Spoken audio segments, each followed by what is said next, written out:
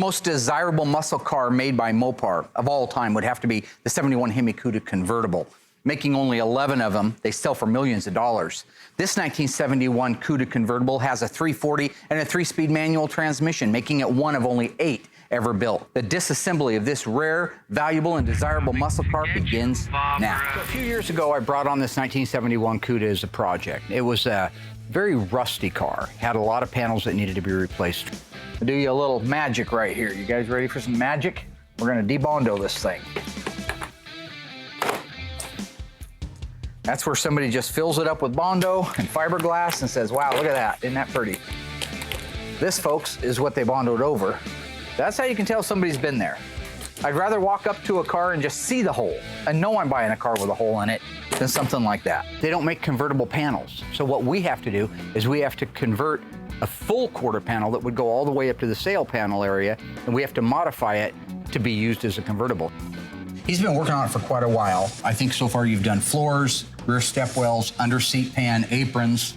Did you do frame rails in the front? Yeah, even did the front frame rails. So, you know, it was just one of those cars that, being a convertible, it got wet inside. And when they get wet inside, that takes a lot of metal out. So it's still a good, solid, original car, a lot of good stuff on it. But yeah, it's had some panels, had a little bit of surgery done to it. So Will's getting ready to do the paint work on the Cuda. If you get into the convertible stuff, they change every time.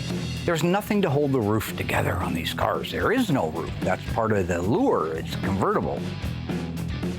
So what Will has to be mindful of is by the time that car makes it out of the mudroom, over for primer, back out to the mudroom, block, back over for prime, back out to mud, block, back in for paint, it's been rotated 50 times. Are the lines still good? That's the biggest challenge. We know how to make a car flat down the side. We know how to put style lines in it and make all that match. What we don't want is movement in the body. So his job is even more critical on those convertible cars. So I got Delaney's car moved over to assembly. Car looks great.